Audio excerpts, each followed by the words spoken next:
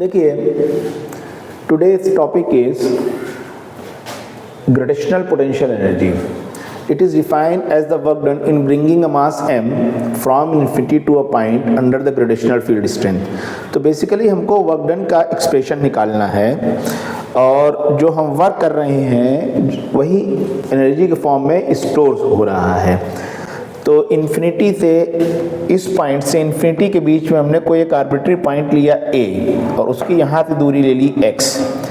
तो इसके ऊपर जो फोर्स लगा Gm1m2 बाई एक्स स्क्वायर इस डिस्टेंस पे, और जो वर्क डन हुआ force small work done force into small distance displacement into D angle cos 0, क्योंकि फोर्स भी इधर ही लग रहा है और dx भी इधर ही हो रहा है। तो इन दोनों के बीच में जो cos थीटा होगा वो cos 0 होगा और cos 0 की वैल्यू 1 हो गई, क्योंकि फोर्स भी इधर ही लग रहा है, डिस्प्लेसमेंट भी इधर ही हो रहा है, दैट इज dx। हमने स्मॉल सेगमेंट के लिए एक वर्क डन निकाल लिया। तो टोटल वर्क डन होगा हमारा इन्फिनिटी से r दूरी तक लाने के लिए, इनिशियल लिमिट हमारी इन्फिनिटी हो गई और फाइनल लिमिट होगी वो r। अब इसका डिफरेंस इंटीग्रेशन का अगर फार्मूला हम देखें तो ये हमने इंटीग्रेशन का फार्मूला भी लिख दिया है, x की power n dx equal to n+1 upon n+1 x1 to x2 limit. तो यहाँ पे n जो हो गया -2 हो गया, -2+1 n+1 -2+1 infinity to r, lower limit आपकी x1 क्योंकि इन्फिनिटी से ला रहे r, फाइनल लिमिट और -2+1 -1 हो गया, ये -1 हो गया, x की पावर 1 इसको ठीक। अच्छा, इसको फिर से हम लोग समझाते हैं। यहाँ पे सपोज करिए ये पॉइंट कोई स्टार्टिंग है, फोर्स मास m1 है, यहाँ पे इन्फिनिटी है। इन्फिनिटी और इस पॉइंट के बीच में हमने कोई एक डिस्टेंस x पे किसी एक m2 मास को रखा, तो उसके ऊपर फोर्स कितना लगेगा Gm1m2 बाई एक्स स्क्वायर। हमने इस फोर्स को dx डिस्टेंस मूव कराया, ये फोर्स ने इस बॉडी को dx डिस्टेंस मूव कराया और इस फोर्स और dx के बीच का एंगल कितना हुआ 0 डिग्री, क्योंकि जिस डायरेक्शन में फोर्स लग रहा है उसी डायरेक्शन में डिस्प्लेसमेंट भी हो रहा है। तो f dx cos थीटा, यहाँ पर cos 0 की वैल्यू 1 हो गई। अब ये इंटीग्रेशन नीचे से ऊपर गया तो x-2 हो गया, इन्फिनिटी टू r। अब यहाँ पे आइए, इंटीग्रेशन का ये हमने एक फॉर्मूला लिख रखा है कि x की power n equal to dx, x की power n+1 upon n+1 x1 to x2, this is x2 n+1 upon x1 n+1 upon n+1।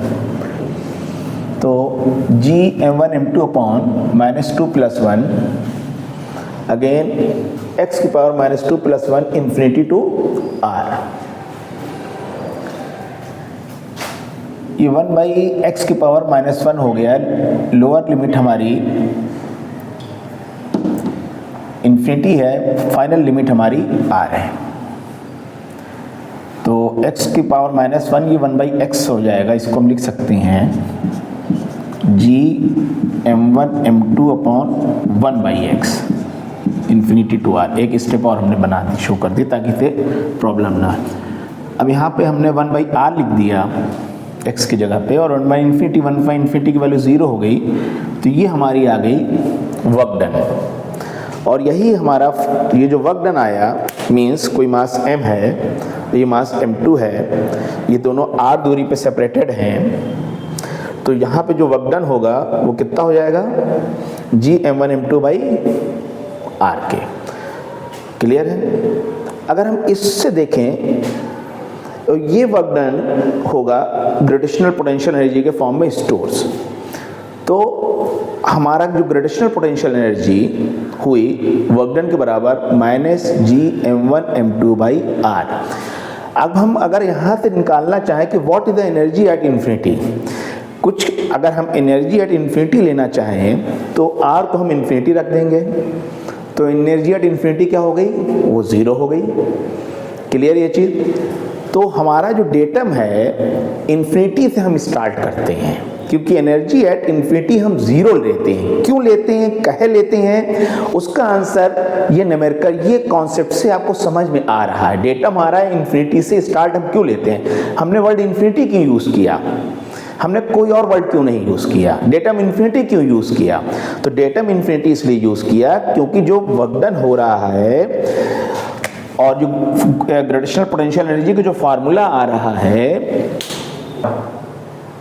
तो हमारी एनर्जी एट इन्फिनिटी कितनी होगी, Gm1m2/r, और जो वर्क डन हो रहा है ये एनर्जी के फॉर्म में, ये नेगेटिव साइन शो कर रहा है कि बॉडी अपने आप आ रही है, हमें कोई एक्सटर्नल वर्क डन नहीं करना पड़ रहा है। This negative sign shows it come by itself, that is why there is a negative sign.